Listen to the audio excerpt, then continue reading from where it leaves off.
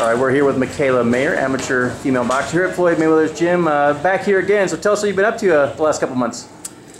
Last couple months, well, I went to nationals. That was the last time we talked.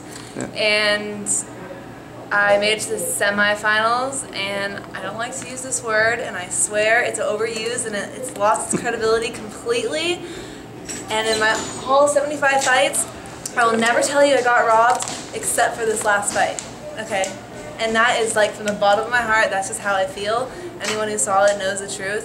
So that put a big damper on my whole year. But I went right back into training. I have the National Golden Gloves coming up in a couple of weeks, so I plan to go do that and take my third National Golden Glove title. That'll make me feel a little better. And yeah, January, Olympic trials qualifier.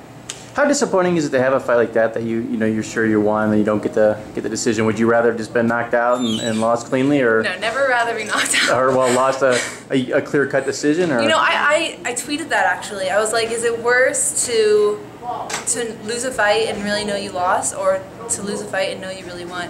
And I think when it comes to your ego, and every fighter has the ego, you need one to get through the sport. I think it would be better. I think it's better to get robbed, because then you know deep down, like, you did what you were supposed to do. I know I fought a good fight. I fought a smart fight. I performed well. I won every exchange, and I felt good about that fight when it's over, and I still feel good about it. But you know what? Every loss I've had, I've learned so much from, including this one. This fight made me mean, because I've never allowed that to happen to me again.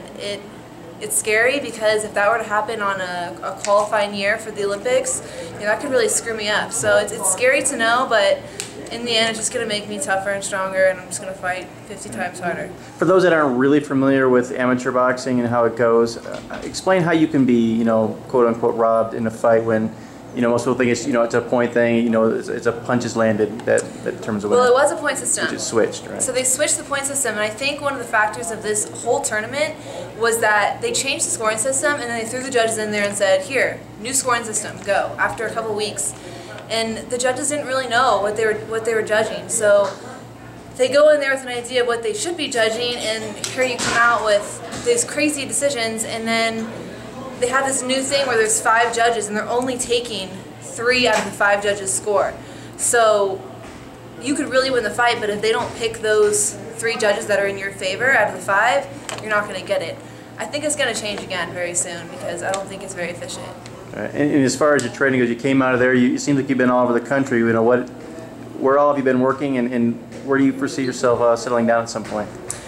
Well, I'm still in LA. My coach, Al Mitchell, is planning to move out here to Vegas in the next couple of months, and you know, the best decision for me is to be near him. So I will probably be moving up here very shortly.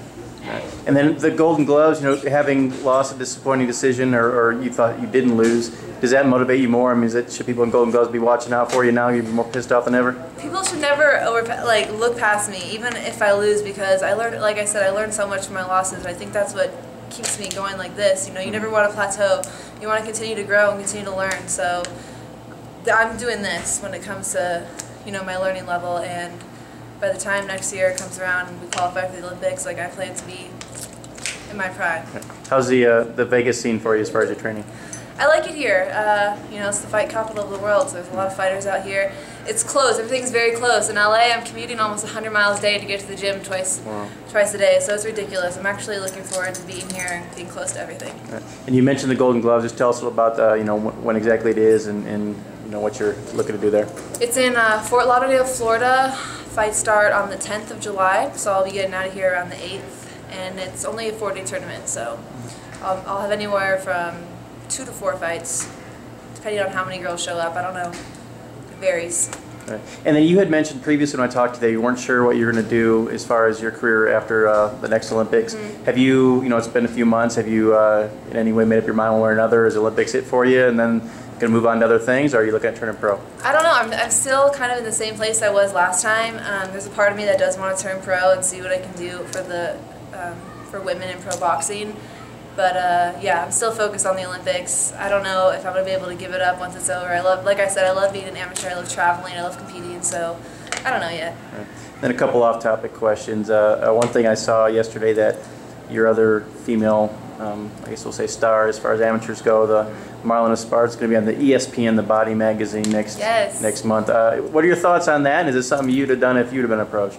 Well, me and Marlen have been traveling together for a long time. She's one of my best friends, and I was actually there when she was calling, deciding whether she wanted to do it. And I was telling her, like, totally do it, do it, do it. For me, that's one of my dreams. One day I want to be on ESPN Body issue, like that's on my vision board, okay? Bucket list. So that's definitely on my bucket list, something I really want to do. So when I heard she got it, I was like, just take it, definitely, you know? Like, it may be a little uncomfortable for some people, but I mean, those are athletes. All those athletes in that body issue, they're respected, you know, they're accomplished, so I'm glad she did it. All right, and then the last thing, we're here in Floyd's gym, so it'd be, it'd be wrong if we didn't ask you. He's got a fight coming up September with Canelo.